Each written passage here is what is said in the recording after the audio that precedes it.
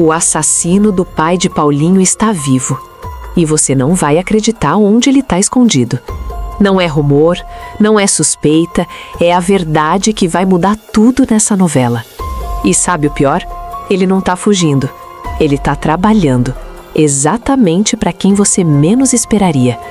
Tem alguém nessa história que sabe de tudo há muito tempo e ficou quieto.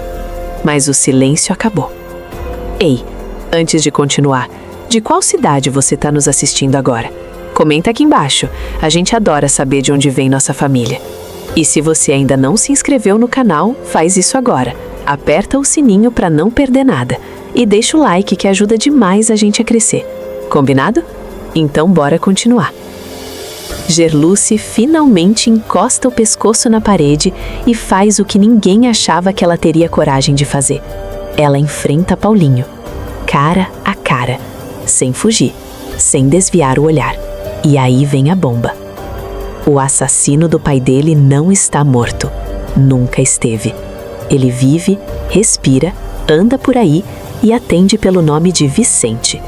Mas tem um detalhe. Vicente não está escondido em algum lugar distante. Ele trabalha diretamente para Ferete. Tá ali, perto, dentro do esquema, executando ordens enquanto Paulinho andava atrás de fantasmas. A revelação cai feito uma bomba. O policial fica dividido. De um lado, o dever. Do outro, a sede de justiça que ele carrega desde o dia que perdeu o pai. E agora ele sabe o nome, sabe o rosto, sabe para quem trabalha. O que ele vai fazer com isso? Isso ainda tá por vir. Enquanto isso, do outro lado da história, Lia abre o coração para Joela e Raul. Ela não esconde nada, explica tudo, cada detalhe, cada motivo, cada risco que levou Gerluce a roubar as 3 graças. Ela coloca tudo na mesa. E quando Joela entende de verdade que a mãe arriscou a própria vida para salvar outras pessoas e enfrentar um esquema criminoso que estava destruindo tudo ao redor, ele não desmorona. Ele se enche de orgulho. E Raul, que até então olhava para Gerluce com desconfiança, começa a enxergá-la com outros olhos. A cena emociona. A verdade sempre tem esse poder. Mas enquanto os sentimentos se reorganizam num núcleo, no outro, Arminda está jogando um xadrez perigoso. Ela esconde Joaquim em um dos quartos dos fundos da sua casa, longe dos olhos de Ferete. A tensão entre os dois cresce porque qualquer erro, qualquer deslize, pode colocar tudo a perder. E esse jogo não perdoa vacilo. Só que ninguém percebeu isso. Júnior percebe o estado emocional de Meg. Vê o quanto ela está abalada. E naquele momento, toma uma decisão que vai pesar muito mais do que ele imagina. Ele decide não revelar a participação dele no roubo das 3 graças. Tem medo de destruí-la ainda mais. O segredo pesa. Dá pra sentir em cada cena. E esse tipo de coisa não fica enterrado por muito tempo. Quando explodir, vai explodir feio. Ao mesmo tempo, Zenilda e Rogério se aproximam cada vez mais. Os dois unem forças e interesses. A parceria entre eles começa a desenhar um contra-ataque estratégico que promete abalar as estruturas do Império de Ferete pelas bases. Mas o perigo não espera ninguém. Vicente entra em modo de caça. Ele começa a vigiar cada passo de Paulinho. Escolhe o momento certo. Fica escondido nas sombras, esperando o policial sair de casa, pronto para executar mais uma ordem cruel. O cerco se fecha, e o confronto parece inevitável. E é aqui que tudo muda. Joaquim aprofunda a sua atuação dentro da casa de Ferete. Ao assumir o posto de mordomo, ele não apenas conquista a confiança necessária para circular livremente pelos ambientes, ele passa a observar com atenção redobrada cada detalhe das movimentações internas. Essa posição estratégica transforma Joaquim em uma peça-chave silenciosa. Alguém que presencia articulações importantes sem levantar suspeitas imediatas. A convivência diária com Ferete e seus aliados dá a Joaquim acesso privilegiado a conversas que, em circunstâncias normais, jamais chegariam ao seu conhecimento. Aos poucos, ele percebe que o clima na casa é de inquietação constante. Reuniões reservadas, trocas de olhares cautelosos, decisões tomadas em tom confidencial. E nesse contexto, o nome de Lia começa a surgir com frequência, sempre associado ao desaparecimento do dinheiro retirado da escultura. E então acontece o momento decisivo. Durante uma dessas ocasiões, Joaquim acaba ouvindo de forma discreta uma conversa entre Ferete e Macedo. O diálogo revela não apenas a urgência em recuperar o valor perdido, mas também a disposição dos dois em adotar medidas mais agressivas para atingir esse objetivo. A estratégia delineada deixa claro que eles acreditam que Lia está diretamente envolvida na guarda do dinheiro, o que a coloca no centro de uma possível ação muito mais incisiva. A casa de Ferete se torna um verdadeiro centro de operações, decisões sendo tomadas rapidamente e executadas sem margem para hesitação. Paralelamente, Macedo assume um papel mais ativo na execução do plano. Ele começa a investigar locais que possam ter ligação com a família de Gerluce, acreditando que essas conexões podem levar ao paradeiro do dinheiro. As buscas se tornam mais invasivas, visitas inesperadas, inspeções detalhadas. O clima de tensão entre os personagens envolvidos sobe de nível a cada cena. Entre os alvos dessas investigações estão a residência de Lia e o consultório de José Maria. Ambos os locais passam a ser vistos como possíveis esconderijos, o que eleva o risco de exposição e coloca todos sob vigilância constante. A cada nova tentativa de localizar o dinheiro, cresce também a sensação de que um confronto direto está cada vez mais próximo. Diante desse cenário, Joaquim percebe que o tempo para agir é limitado. Ele entende que qualquer demora pode resultar em consequências irreversíveis, especialmente para Lia, que se torna o foco principal de todas as suspeitas. Mesmo ciente dos perigos de se posicionar contra Ferete, Joaquim decide que não pode permanecer inerte. A decisão de intervir não é impulsiva, é construída a partir da análise cuidadosa de tudo que ele presencia. Joaquim avalia os riscos, considera as possíveis reações de Ferete e Macedo e ainda assim opta por seguir em frente. Sua prioridade passa a ser evitar que o plano seja executado, mesmo que isso signifique colocar a própria segurança em jogo. Em meio a esse contexto, Joaquim encontra uma oportunidade de agir quando descobre que as investigações podem ter avançado mais do que o esperado. Indícios apontam que os locais associados a Lia e à família de Gerluce já estão sob suspeita direta, o que indica que uma ação pode ser desencadeada a qualquer momento. Essa informação se torna o ponto de virada que impulsiona Joaquim a sair da posição de observador e assumir um papel mais ativo. Com cautela, ele estabelece contato com Lia e Albérico, transmite um alerta claro sobre o risco iminente.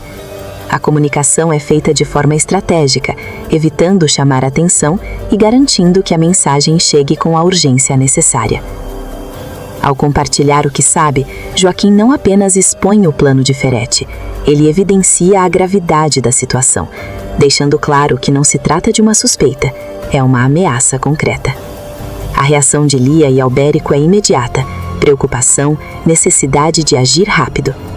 O alerta de Joaquim desencadeia uma série de decisões que visam evitar que os esconderijos sejam descobertos e, principalmente, impedir qualquer tipo de confronto direto. Ainda assim, a pressão exercida pelas investigações de Macedo torna cada movimento mais delicado. Enquanto isso, Ferete mantém a postura firme.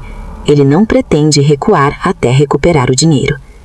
Suas ações continuam sendo conduzidas com precisão e sua confiança na estratégia elaborada com Macedo reforça a sensação de que ele está disposto a ir até as últimas consequências.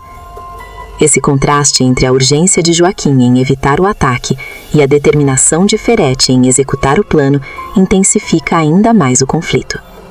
Joaquim atua em uma linha tênue entre a lealdade aparente e a resistência silenciosa. Ele precisa continuar desempenhando o papel dentro de casa para não levantar suspeitas, ao mesmo tempo em que busca formas de atrasar ou desviar as ações planejadas. Cada gesto, cada palavra, cada decisão, tudo cuidadosamente calculado. Porque qualquer deslize pode comprometer sua posição e colocar todos em risco. O ambiente se torna cada vez mais instável. As buscas continuam, os indícios se acumulam e a possibilidade de um confronto direto se torna cada vez mais concreta. Joaquim se vê então diante de um cenário em que suas escolhas terão impacto direto no desdobramento dos acontecimentos, exigindo dele não apenas coragem, mas estratégia e precisão em cada movimento. Sem revelar completamente suas intenções, Joaquim segue acompanhando de perto cada nova decisão de Ferete e Macedo, atento a qualquer sinal que indique o momento exato em que o plano poderá ser colocado em prática. Ao mesmo tempo, ele tenta antecipar possíveis desdobramentos, buscando alternativas que minimizem os riscos e protejam aqueles que estão na mira. A tensão cresce de forma contínua, alimentada pela proximidade entre a descoberta do dinheiro e a execução do plano. Nesse cenário, Joaquim se consolida como um elemento imprevisível dentro da trama, alguém que, mesmo inserido no núcleo de Ferete, atua com um objetivo próprio, determinado a impedir que a situação atinja um ponto irreversível. Com o avanço das investigações, Joaquim percebe que a margem para agir de forma discreta começa a se reduzir drasticamente. A intensidade das buscas conduzidas por Macedo indica que o cerco está se fechando e qualquer tentativa de intervenção vai precisar ser mais direta e muito mais arriscada. Ainda assim, ele mantém o controle emocional e segue analisando cada movimento dentro da casa, buscando identificar o instante mais estratégico para interferir. Ao mesmo tempo, Lia e Albérico passam a adotar medidas de contenção, reorganizam rotinas, reforçam cuidados para evitar que qualquer pista leve até o dinheiro. A tensão entre eles se intensifica não apenas pelo risco iminente, mas pela dificuldade de confiar plenamente nas circunstâncias ao redor. Cada decisão carrega um peso maior, porque qualquer erro pode acelerar os planos de Ferete. Dentro da casa, Joaquim começa a perceber mudanças no comportamento de Macedo, mais impaciente, pressionando por resultados, disposto a agir com menos cautela. Esse novo ritmo acelera os acontecimentos e reduz o tempo disponível para qualquer tentativa de impedir a ação. Ferete, por sua vez, mantém a postura calculista, mas deixa evidente que considera a etapa de observação praticamente concluída. O próximo passo será decisivo. Diante desse cenário, Joaquim entende que não será mais possível apenas atrasar o plano. Vai ser necessário desestabilizá-lo. Ele passa então a agir de forma mais ativa nos bastidores, interfere sutilmente em informações, desvia suspeitas, cria pequenas inconsistências que dificultam o avanço das investigações. Essas ações, embora discretas, começam a gerar ruídos na estratégia de Macedo, que se vê diante de pistas contraditórias. A tensão atinge um novo nível quando surge a possibilidade de uma ação imediata contra Lia. Indícios levantados por Macedo apontam para um dos locais investigados como sendo o esconderijo mais provável do dinheiro. A informação circula rapidamente entre os envolvidos e a movimentação dentro da casa de Ferete se intensifica, indicando que uma investida pode acontecer a qualquer momento. Ao tomar conhecimento dessa nova direção, Joaquim age com urgência. Ele encontra uma forma de alertar novamente Lia, reforçando a necessidade de evitar qualquer permanência em locais já suspeitos. O aviso chega em um momento crítico, quando as circunstâncias já não permitem margem para hesitação. A partir daí, as decisões precisam ser tomadas com rapidez e precisão. E é aí que Bagdá surpreende a todos. Ele assume uma postura inesperada e arriscada. Em meio ao caos instalado na chacrinha, ele se transforma em peça-chave de uma engrenagem perigosa que envolve traições, chantagens e um jogo de poder cada vez mais imprevisível.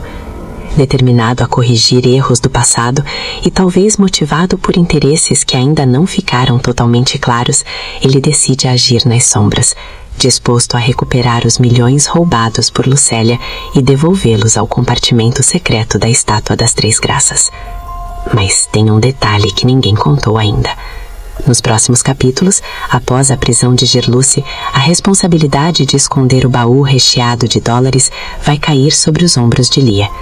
Pressionada por todos os lados, ela se vê obrigada a tomar decisões rápidas e arriscadas. O esconderijo escolhido será o consultório do Dr. José Maria, localizado no posto de saúde da chacrinha. um lugar improvável, mas estratégico, que inicialmente parece seguro o suficiente para despistar tanto a polícia quanto os criminosos. A escolha de Lia não vai ser por acaso. Abalada após ser intimidada por Ferretti, que repete com ela o mesmo tipo de pressão psicológica que havia exercido sobre Gerluce, a mulher tenta agir com cautela. O mafioso, no entanto, vai mostrar que está disposto a ultrapassar qualquer limite para recuperar o dinheiro. Em uma cena tensa, ele vai exibir a foto da filha de Joelle, Raul, insinuando saber exatamente onde a criança está. A ameaça vai ser clara. Ou Lia entrega o paradeiro do baú, ou a verdade sobre a menina vem à tona, colocando a família inteira em risco. Mesmo diante da chantagem cruel, Lia vai surpreender. Ela vai se recusar a ceder. Abalada, visivelmente abalada, mas firme. Sua decisão, porém, vai desencadear uma série de eventos que vão sair completamente do controle. Enquanto isso, Macedo vai entrar em cena como o primeiro a localizar o esconderijo do dinheiro. Ao descobrir o baú no consultório, ele vai ficar dividido entre agir sozinho ou compartilhar a informação. Movido pela ambição, ou talvez pelo medo de enfrentar sozinho as consequências, ele vai optar por procurar Ferretti antes de tomar qualquer atitude concreta. Esse erro vai custar caro. Ferretti, ao receber a informação, não vai perder tempo. Ao lado de Arminda, ele vai partir imediatamente para o posto de saúde, certo de que finalmente vai colocar as mãos na fortuna. A expectativa vai crescer à medida que se aproximam do local. Mas a realidade vai ser outra. Ao invadirem o consultório, vão encontrar apenas o vazio. O baú vai ter desaparecido sem deixar vestígios. A frustração vai ser imediata e perigosa. O que Ferretti ainda não vai saber é que Lucélia já vai ter se antecipado. Consolidada como a nova líder do tráfico na chacrinha, ela vai mostrar mais uma vez que está sempre um passo à frente. Em uma operação silenciosa e precisa, ela vai localizar o esconderijo e retirar o baú antes de qualquer outro envolvido. Sem levantar suspeitas, vai levar os milhões para o QG do tráfico, o mesmo que até pouco tempo atrás era comandado por Bagdá. A movimentação, no entanto, não vai passar despercebida por todos.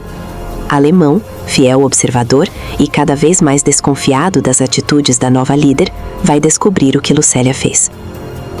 Percebendo a dimensão do risco e talvez enxergando uma oportunidade de reequilibrar forças, ele vai decidir procurar Bagdá. A revelação vai cair como uma bomba. E é nesse momento que Bagdá vai tomar sua decisão mais ousada.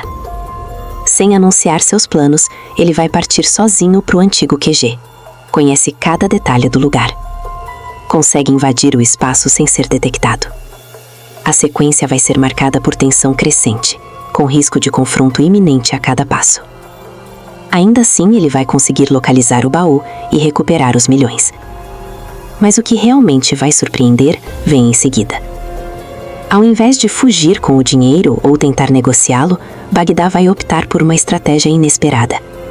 Em um movimento calculado, ele vai decidir devolver a fortuna ao compartimento secreto da Estátua das Três Graças, o mesmo esconderijo que já havia sido utilizado anteriormente. A escolha levanta dúvidas. Redenção? Estratégia? Um plano ainda maior em andamento? Enquanto isso, a estátua segue em posse de Casper, o galerista que até então acredita ter controle total sobre a obra. No entanto, uma nova reviravolta começa a se desenhar paralelamente.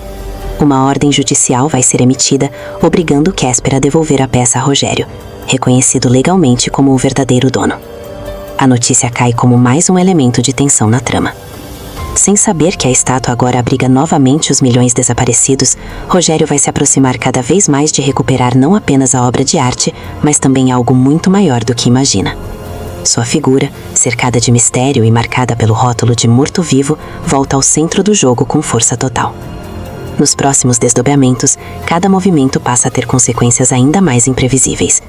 Ferretti não vai desistir da busca pelo dinheiro e vai intensificar a pressão sobre todos os envolvidos. Lia vai continuar sendo peça vulnerável nesse tabuleiro. Lucélia vai começar a desconfiar que foi traída, sem saber exatamente por quem.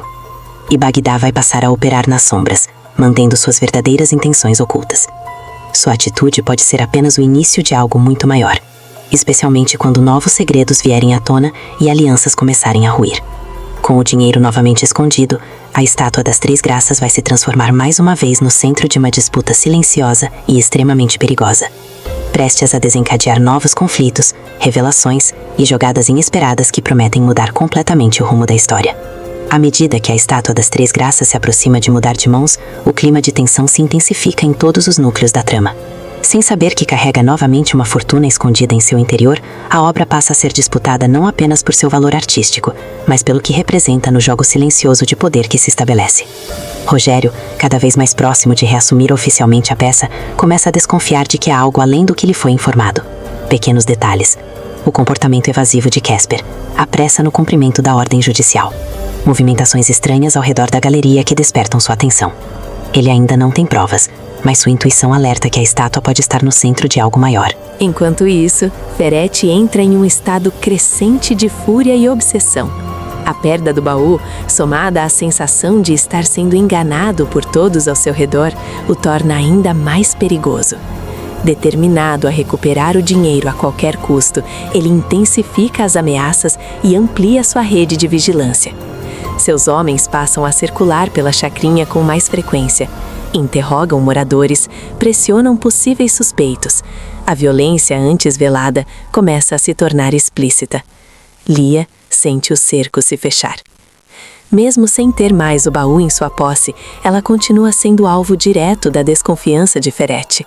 O medo pela segurança da filha de Joelle e Raul cresce a cada instante, e a mulher se vê obrigada a agir com ainda mais cautela. Ao mesmo tempo, ela começa a perceber que foi apenas uma peça em um jogo muito maior e que talvez nunca tenha tido controle real sobre a situação. Do outro lado, Lucélia não demora a perceber que algo está errado. Ao retornar ao esconderijo onde havia deixado o baú, ela se depara com o vazio. A reação é imediata: desconfiança, raiva, sede de revanche.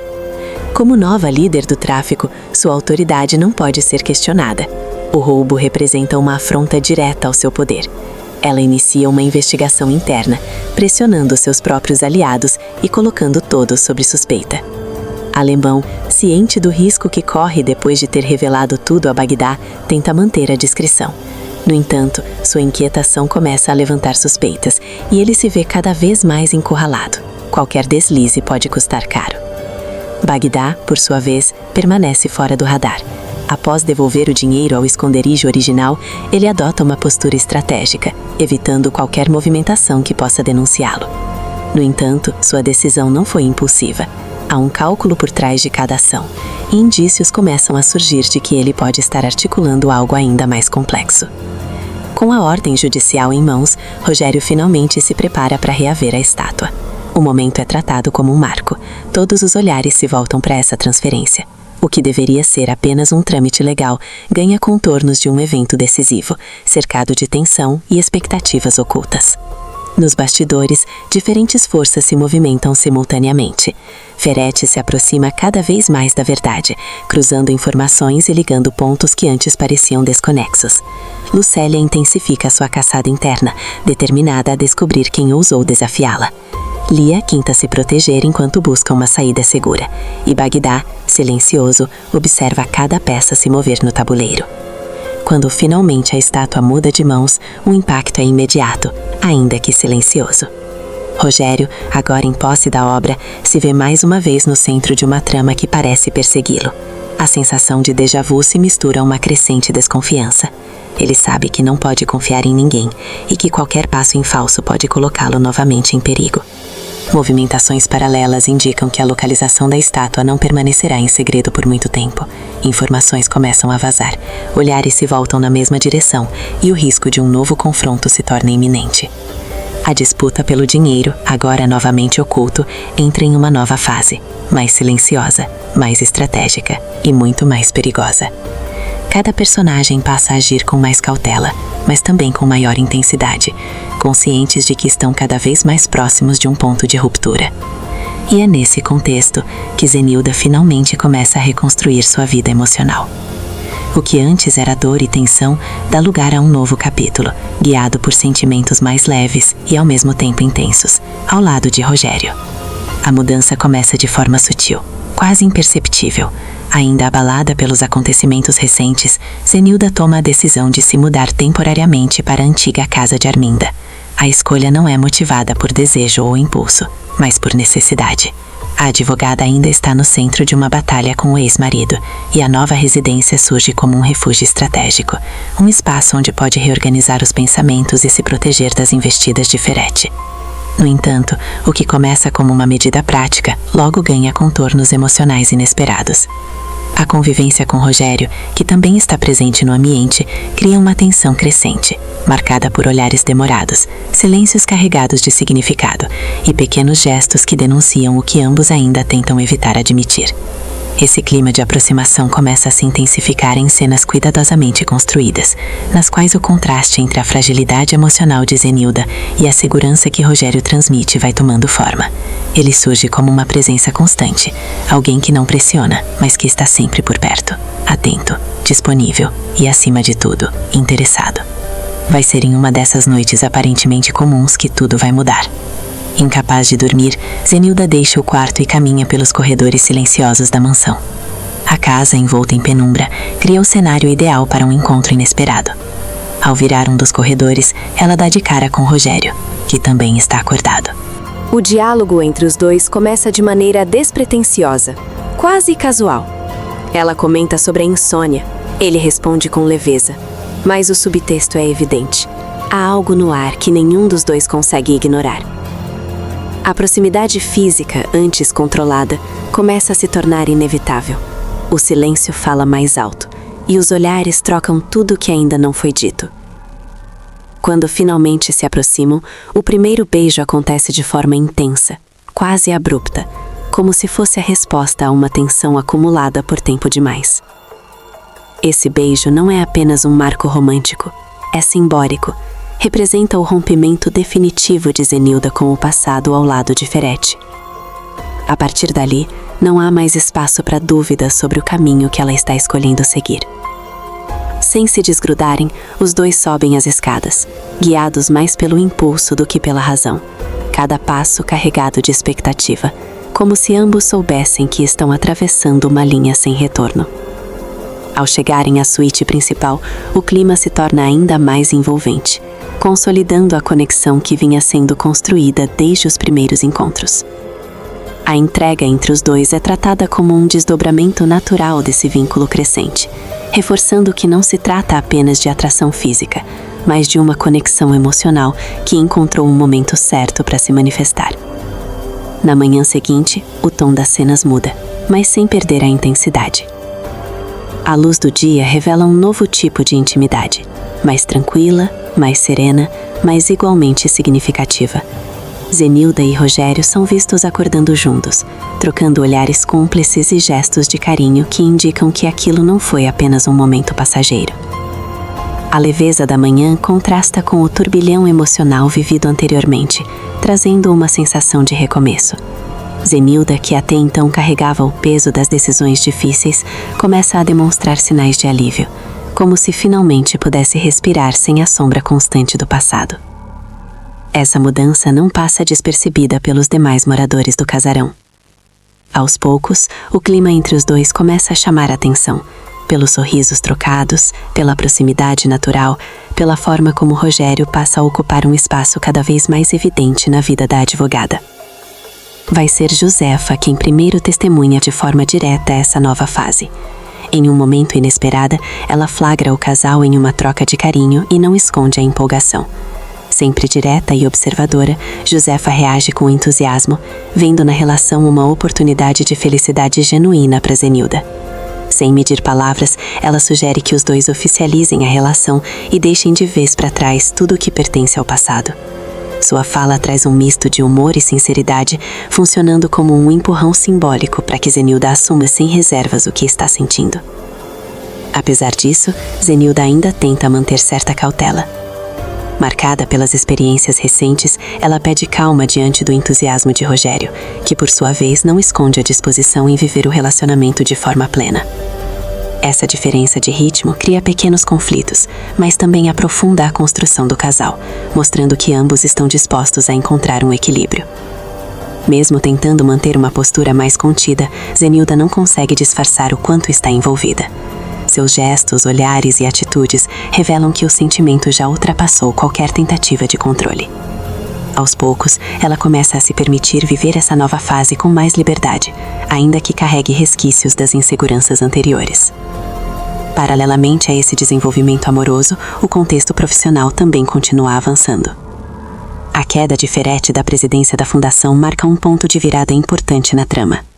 Com Jersey assumindo o comando da empresa, o equilíbrio de poder é redefinido, criando novas dinâmicas e possíveis conflitos.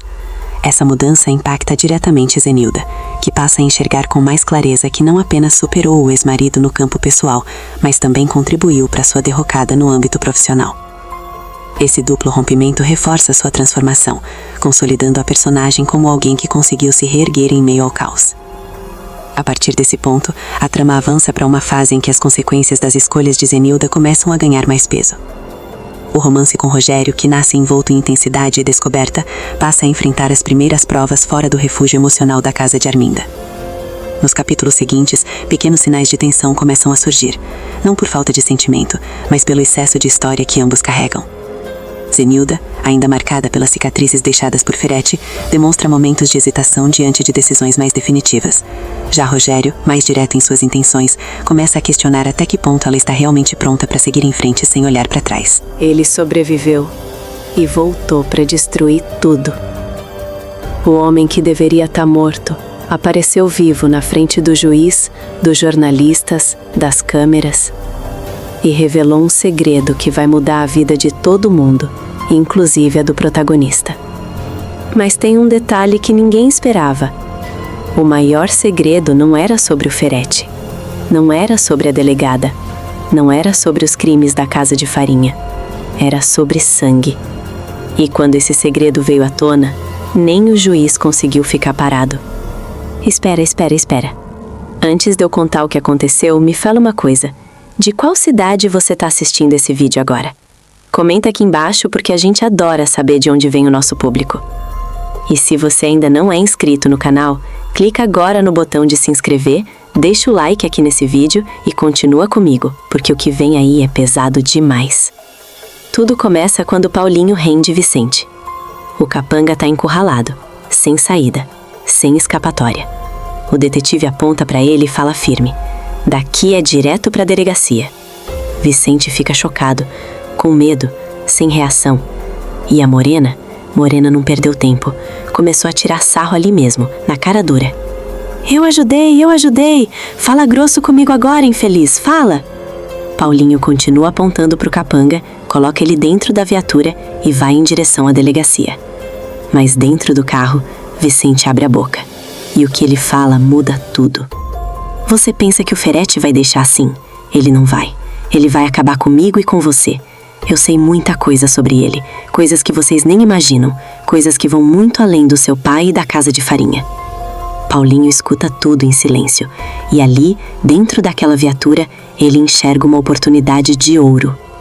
Só que ninguém percebeu que estava prestes a começar o maior jogo de xadrez da história dessa novela. Quando chegam na delegacia, quem aparece por lá? Leonardo.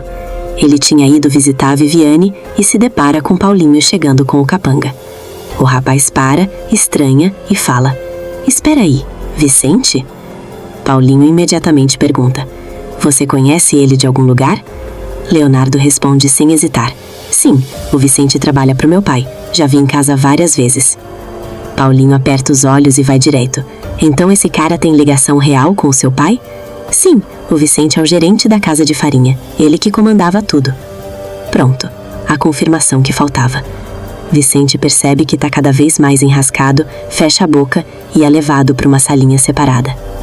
Paulinho, Joquinha e Jairo ficam frente a frente com o homem. O detetive abre o jogo. No caminho para cá, você disse que sabia muita coisa sobre o Ferretti. Jairo olha para Vicente e completa: Se você diz que sabe alguma coisa, é porque tá querendo falar. Joquinha entra na conversa. A gente pode negociar uma delação premiada. Vê se é interessante o que você tem para contar. E Vicente? Solta uma gargalhada. Eu sei muito mais coisas do que vocês podem imaginar. Coisas que a própria família dele nem sonha. Paulinho não aguentou, pegou ele pelo colarinho e perguntou na cara dura: mas você vai contar o que sabe ou vai proteger o seu chefe? Vicente soltou a mão com calma e respondeu: o Ferete vai querer me tirar do caminho. Se for pra me proteger, eu conto tudo. Os policiais fecham um acordo de boca com Vicente. E é aí que tudo começa a mudar. Paulinho leva Vicente para uma sala ao lado de Gerluce e Viviane, tranca o capanga e se aproxima da grade onde está Gerluce. Com a voz embargada, o detetive fala: muito obrigado. Se não fosse por você, eu nunca teria encontrado o homem que fez aquilo com o meu pai. Gerluce responde com lágrimas nos olhos: nós dois somos vítimas da mesma pessoa, Paulinho. Eu só tô passando por isso por causa do Ferete. Paulinho não consegue segurar a emoção. Os olhos enchem d'água e ele fala: você hoje pode estar presa e eu solto, mas a gente tá do mesmo lado, o lado que vai acabar com o Ferete e o esquema dele. Mesmo separados pela grade, Paulinho se aproxima e dá um beijo apaixonado em Gerluce. A reconciliação do casal selada ali, naquele momento. A mocinha chora e fala: eu te amo, Paulinho, te amo mais que tudo. Promete que vai cuidar da minha família. Eu também te amo. Pode deixar que a Joelle e a Lia vão ficar em segurança. Eu vou fazer esse Vicente contar tudo o que sabe sobre o chefe dele. A casa vai cair pro Ferete e pra Arminda. Enquanto isso, do outro lado da cidade, Ferete descobre que Vicente foi preso e explode, feliz que não sabe fazer um serviço direito. Culpa minha que chamei esse incompetente. Ele vai contar pra polícia tudo o que sabe. Eu tenho que dar um jeito de sumir com esse arquivo antes que seja tarde demais. Em desespero, ele liga pra delegada Marisa. O Jairo e aquele detetivezinho dele prenderam o Vicente. Você sabe o que isso significa? Se ele abrir a boca e contar o que sabe, a casa vai cair pra você também. Dê um jeito de eliminar esse arquivo pra sempre. Urgente. Cada minuto conta. Desliga o telefone e sussurra com frieza: só espero que essa delegada não seja uma incompetente igual ao Vicente. Não demora nada. A delegada Marisa aparece na delegacia de Jairo com um papel na mão. Eu tenho mandado de transferência do Vicente para minha delegacia. Vocês precisam cumprir agora. Jairo se revolta. Como assim é? Paulinho fica nervoso e questiona: espera, qual é o interesse da senhora nessa transferência? Marisa nem pisca. Não vim aqui para discutir interesses. Vim para cumprir a lei. Já tenho uma viatura na porta para levá-lo. Paulinho explode. Você não vai levar ele a lugar algum. Marisa vai ao teto. Eu escutei direito? Um detetive querendo afrontar uma delegada? Era só o que me faltava. Eu posso ligar agora para a corregedoria. Ou melhor, posso ligar para o governador. Jairo tenta acalmar os ânimos, mas Marisa não para. Era só o que me faltava. Detetive me afrontar. Eu exijo que a transferência seja feita agora. Paulinho abaixa a cabeça e sussurra entre os dentes: isso só pode ser coisa do Ferete para impedir a delação. Jairo olha para o mandado e fala em voz baixa: não temos saída. Paulinho, vai buscar o Vicente na carceragem para fazer a transferência. Marisa comemora na cara dura. Finalmente tomaram juízo. Mas é aqui que tudo muda. Paulinho aparece na cela de Vicente e fala: vamos, você vai ser transferido para a delegacia da delegada Marisa. Vicente se assusta. Como é que é? Na cela ao lado, Gerluce se revolta. Foi essa a delegada que prendeu a Viviane? Certeza que tem dedo do Ferete nisso. Vicente confirma: é óbvio que sim. E agora eu vou pra lá? Ele vai fazer alguma coisa comigo. Eu não vou estar protegido lá. Gerluce fica pensativa. 1 segundo. 2 segundos. E então fala: eu tive uma ideia. Paulinho, vem aqui. Paulinho se aproxima da grade. E Gerluce cochicha no ouvido dele uma ideia tão genial que o detetive fica boquiaberto. Isso daí é arriscado demais, mas pode funcionar. O Ferete vai tentar fazer alguma coisa com ele de qualquer jeito. Vamos ver se a sua ideia vai dar certo. Vicente fica do lado de fora sem entender nada do que está sendo planejado.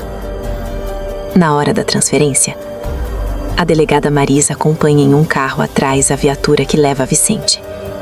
De repente, um outro carro aparece em alta velocidade ao lado da viatura e acerta os pneus. O veículo perde o controle completamente. Vai com tudo pro canteiro e para batido em uma árvore. O carro que causou o acidente some, cantando o pneu. Marisa para ao lado, abre um sorriso frio e fala: pelo jeito não sobrou ninguém para contar a história. Em seguida, ela sai de lá fingindo correr atrás de quem fez aquilo. Paulinho, Jairo e Juquinha chegam em outra viatura. Observam o carro destruído na árvore. E Paulinho sussurra: espero que o plano da Gerluce tenha dado certo.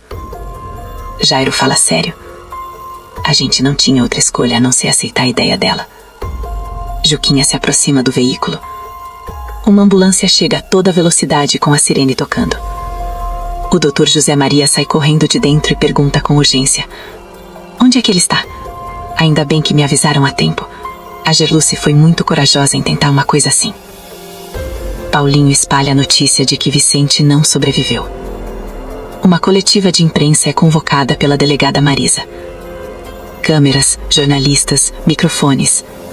E Ferete aparece chorando ao lado da delegada. O Vicente vai fazer muita falta. Eu não acredito que ele se foi. Ele era praticamente da família. Marisa faz um discurso de mentira. Recebi uma ordem do juiz para buscar o investigado Vicente na delegacia do Dr. Jairo. Durante a transferência, fomos abordados por outro veículo. Infelizmente, o investigado não sobreviveu. E ainda não encontramos os responsáveis. Ferete continua com um show de lágrimas. Ele era inocente. Um trabalhador honesto que só pensava na família. Eu não vou descansar enquanto não descobrir quem fez isso com o meu funcionário. Depois da coletiva, Ferete, Marisa, Arminda e Macedo se encontram em particular e começam a comemorar. O vilão fala enquanto ri: finalmente posso voltar a ficar aliviado. Não deu tempo daquele infeliz falar um A pra polícia. Arminda entrega uma taça e levanta o brinde. Eu quero brindar que deu certo. Por pouco, tudo que a gente tem desmorona por causa de um funcionário incompetente que não soube fazer o serviço. Marisa dá uma gargalhada. Ainda bem que eu me apareci, não é? Ferete concorda e revela: o Vicente ia contar coisas que ninguém sabe sobre mim. Um segredo que não pode vir à tona por nada no mundo. Você até merece um bônus, delegada. Arminda pergunta curiosa: que segredo é esse que ninguém sabe, Ferete? E é exatamente nesse momento que a câmera corta para um hospital. Vicente retira o colete à prova de balas e fala para Paulinho com um sorriso no canto da boca: e não é que o plano da Gerluce funcionou? Paulinho responde emocionado: a ideia dela foi ótima mesmo. Se não fosse por ela, você não estaria mais aqui. Agora tá na hora de você fazer a delação e contar tudo o que sabe. Jairo aparece e avisa: o juiz já foi comunicado e mandou expedir os mandados da audiência. Ele tá ansioso para te escutar, Vicente. E Vicente fala algo que para o tempo: ótimo. É melhor vocês se prepararem. Principalmente você, Paulinho. Porque eu vou contar um segredo que ninguém sabe. E tem a ver com vocês. Ferete, Arminda e a delegada Marisa recebem uma notificação de convocação do juiz. Preocupado, Ferete questiona: o que é isso, delegada?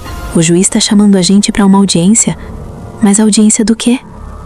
Arminda estranha: muito esquisito o juiz querer ouvir a gente bem quando Vicente se foi. Você acha que ele pode estar desconfiado? Marisa responde segura: eu acho que não. O juiz deve estar fazendo uma audiência de homenagens.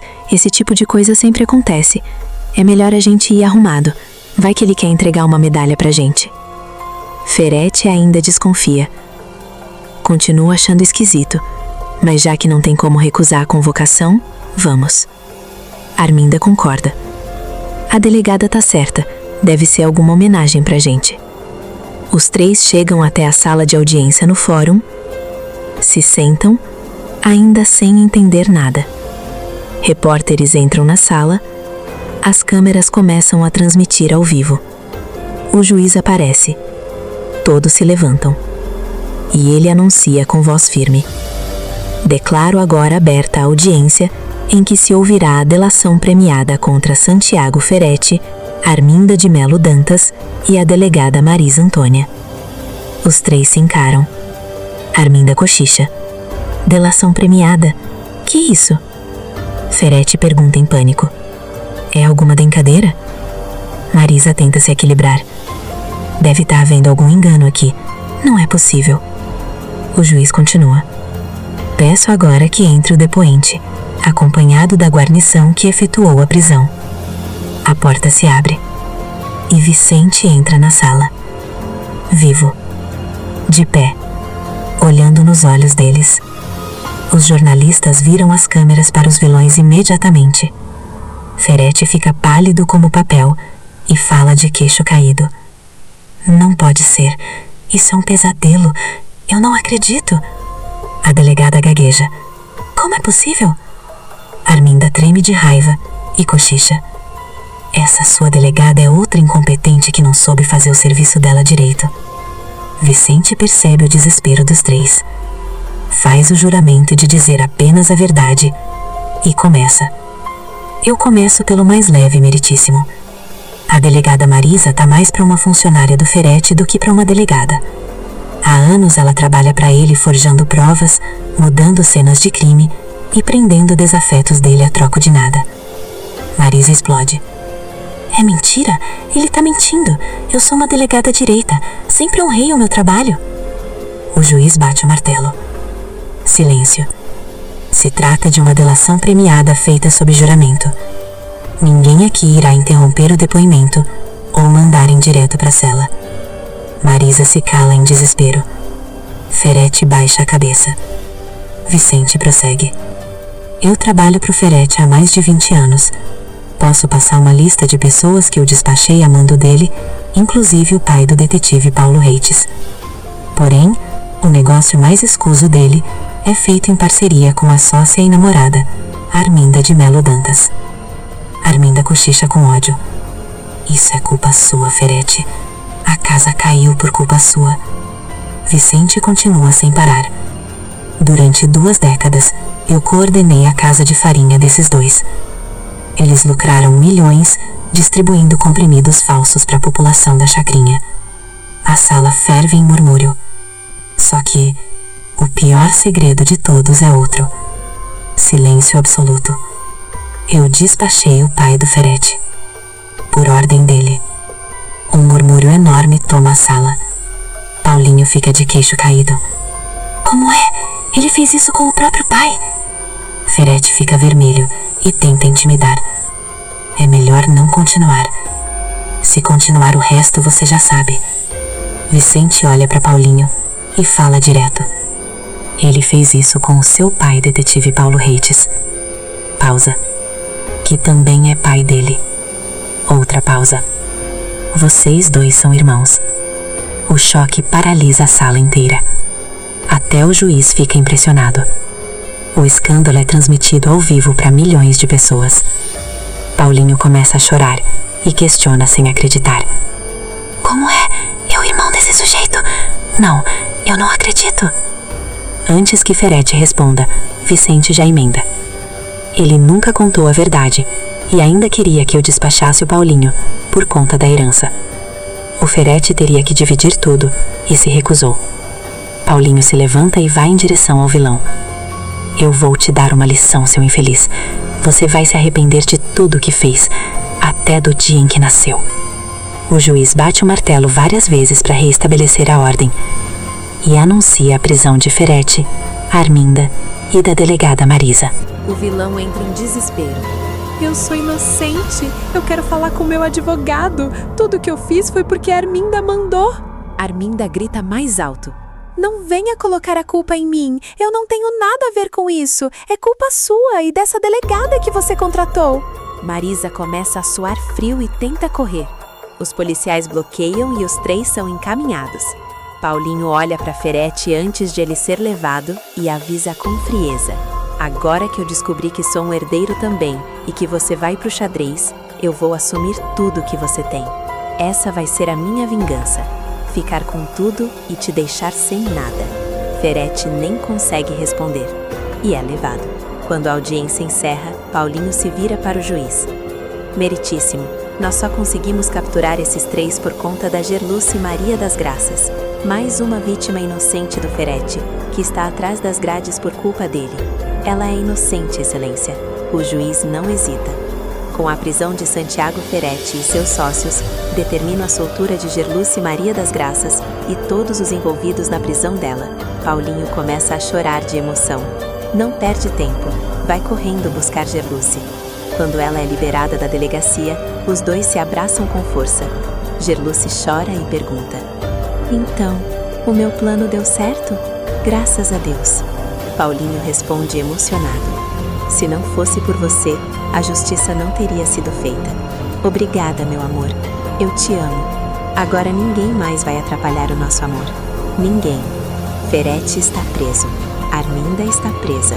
Marisa está presa. Gerluce está livre. Paulinho tem uma herança pela frente. Mas uma pergunta ficou no ar. Que segredo era esse que Ferete disse que não poderia vir à tona por nada no mundo? Vicente contou sobre o pai, sobre os comprimidos falsos, sobre a delegada. Mas será que tem ainda mais coisa escondida? Porque quando uma casa começa a desmoronar, nem sempre cai tudo de uma vez.